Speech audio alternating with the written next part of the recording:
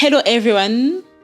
We are finally here. We've been really, really waiting to launch this, and yay!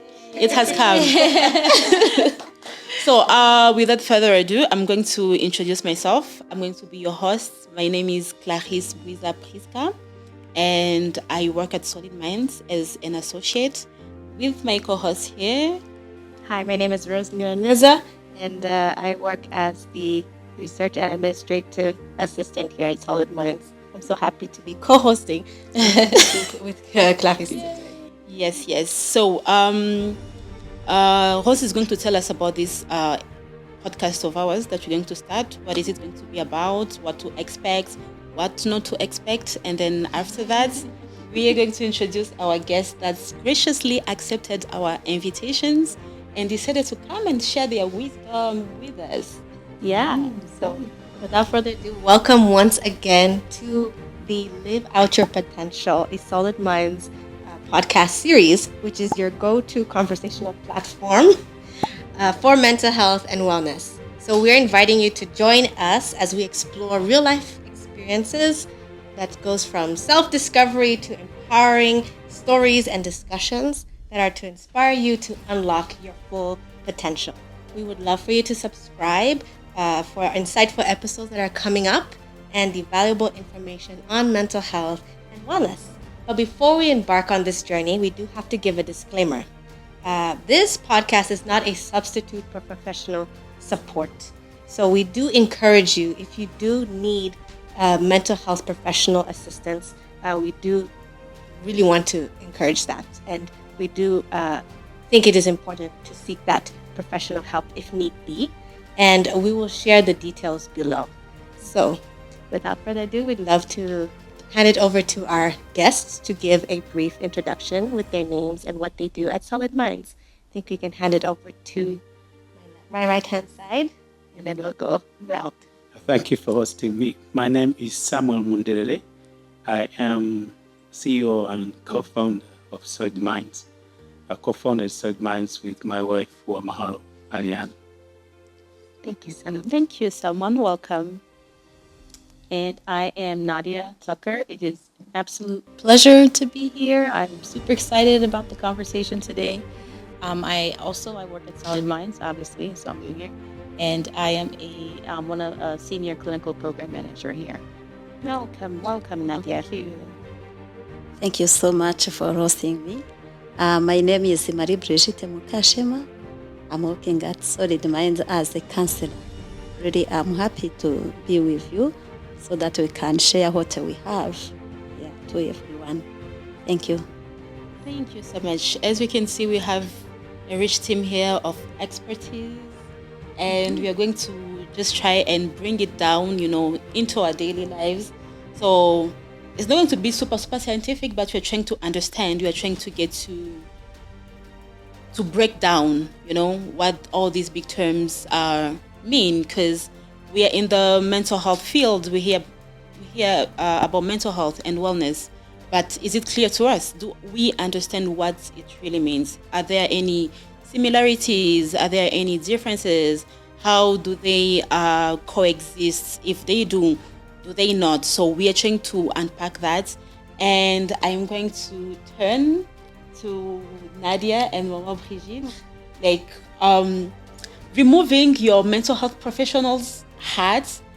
Can you just tell us, when you hear mental health, wellness, what comes first to your mind? Would you like to go first?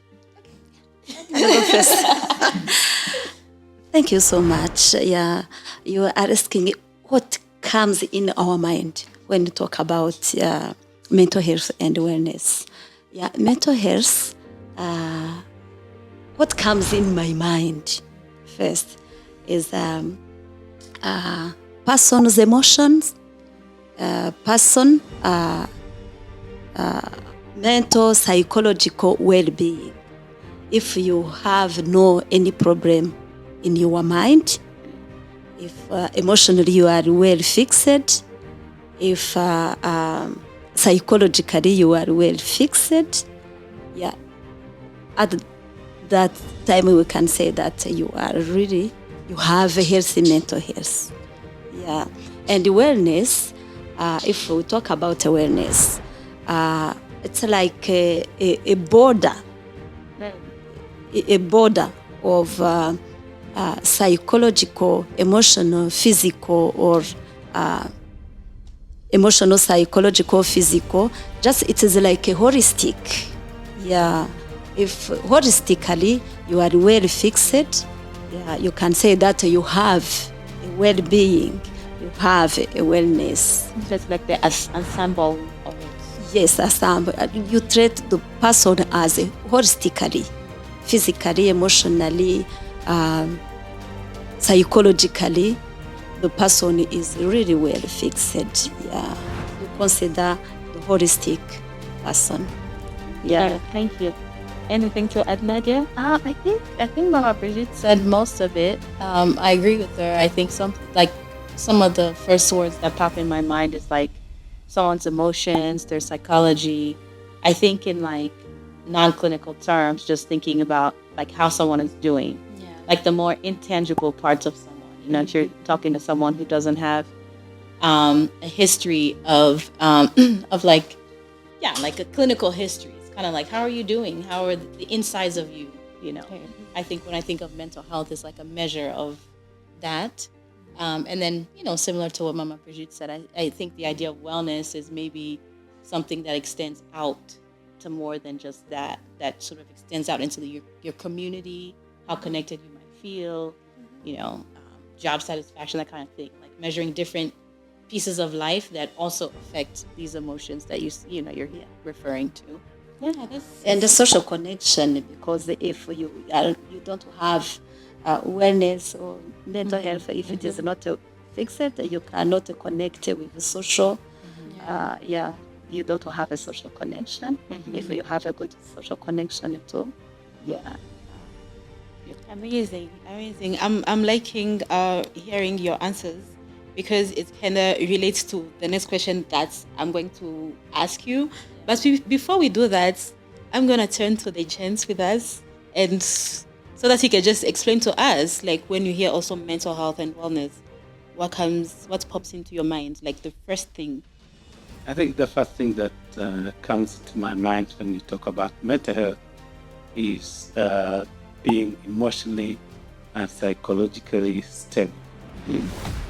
I'm glad that my colleagues here have gone a step forward and included the psychological and I mean the physical and the social component of it. Yeah. Maybe to add, it's another question to you, Sam. I think when we look at mental health, there has been some spaces and some conversations about how are men and women when we discuss and talk about mental health. So I want to hear from you as one of the gentlemen, the only gentleman in the room. The only one. Would you say that there's a difference between how men and women approach mental health and wellness? And could you share with us what those differences are?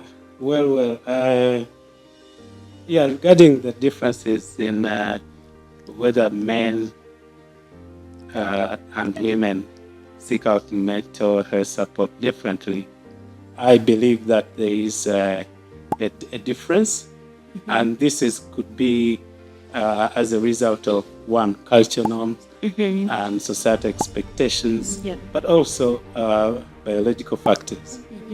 I think naturally men are expected to be strong and self-reliant, and so expressing their emotions and psychological needs sometimes is very difficult, and so men struggle, while women, it's easier for them to be vulnerable and talk about their emotional and psychological challenges.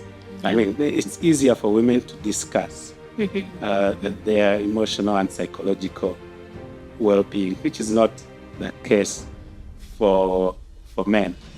But I believe that now that we are moving in the modern world, men are opening up more because these barriers are being broken that prevent men from expressing, feeling free to express their emotions and psychological well-being. It's really nice to hear that shift and transition from maybe the older ways and perspectives as men to now seeing that indeed they are being more comfortable to share. And I want to also ask the same question to you, both of you, as the ladies in our room, if you have also noticed the same things that Sam has shared, or if you want to add more to what Sam has added. Yeah, maybe I can add something about what Sam says. For women, it is easy to express their emotions. But if I can give an example, here in Rwanda, culturally, the men, they are not allowed to express the feelings that they have, the pain. Even there is a proverb that says, "Amarira y'umugabo atemba ajya mu nda." He is not allowed to cry or to feel that pain. But for the women, it's easy to be open to their friends or to family members so that maybe they can express the feeling that they have.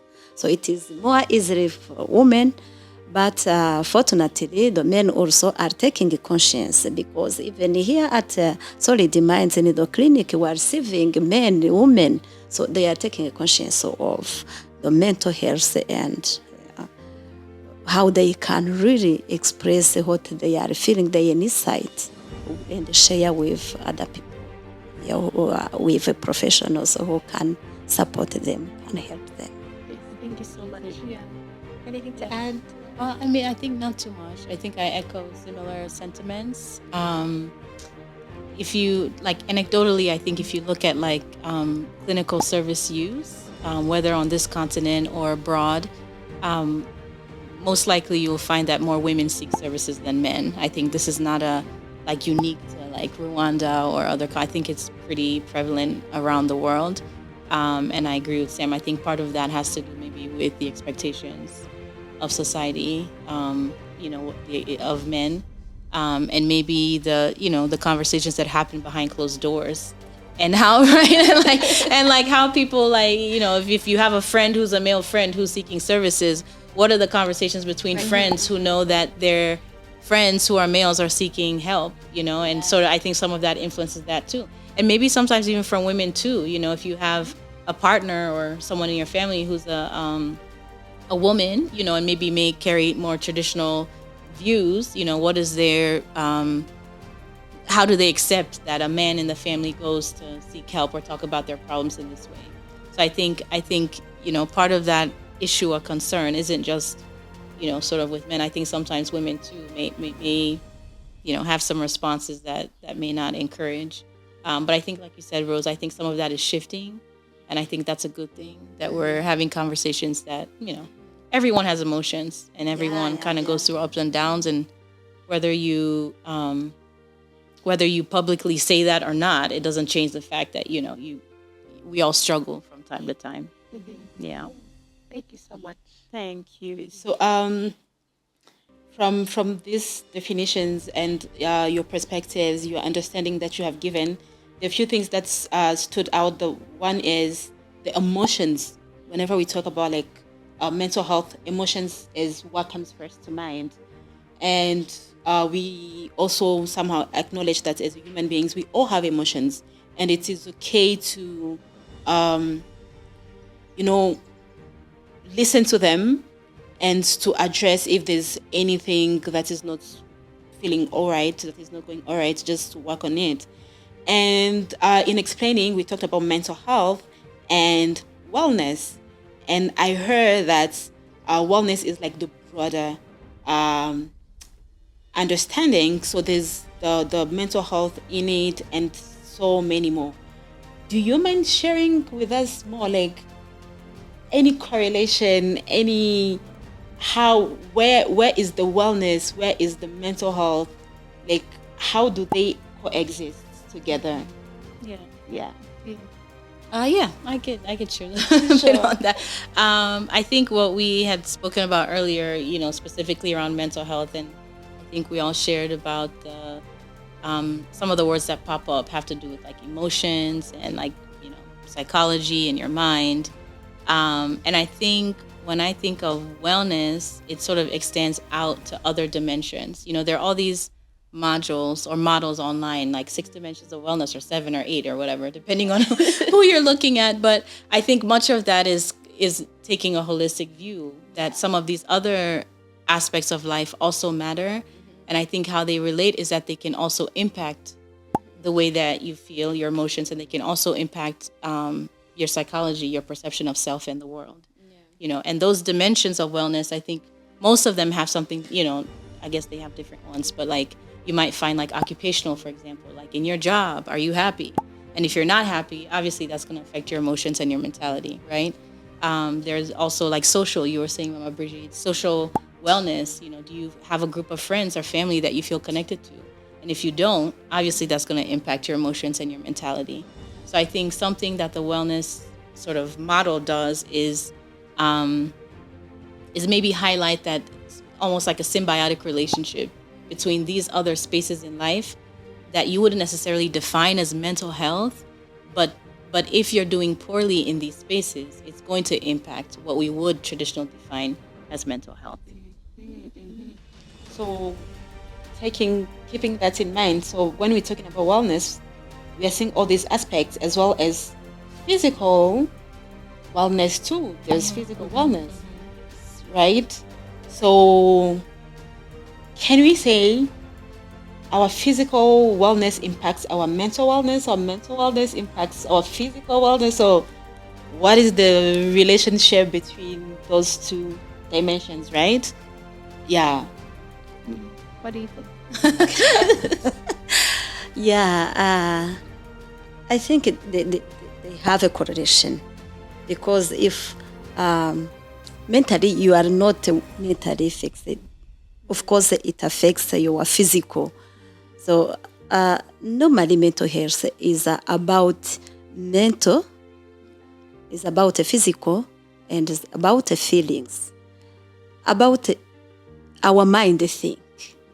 If you think good, you feel good, and you behave good, your action will be depend on how you feel.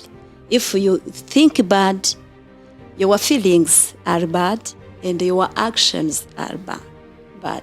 And our behavior, our body, sometimes our thoughts affect our body, and our body, vice versa, affect our mental. Suppose that we have a chronic disease. If I have a chronic disease that I spend a longer time in that situation, that pain, it affects our mind. It affects our feelings. Yeah, so I think there is a correlation. You cannot say that affected mentally and my physical is there. Yeah, so it's just about the thoughts, about the feelings, about emotion, about the behavior. If you are affected in your mind, also your body or your behavior is also affected. Yeah. So we need to keep an eye on both the mental and the physical. When the physical is not okay, maybe the mental can help. When the mental is not okay, the physical can help.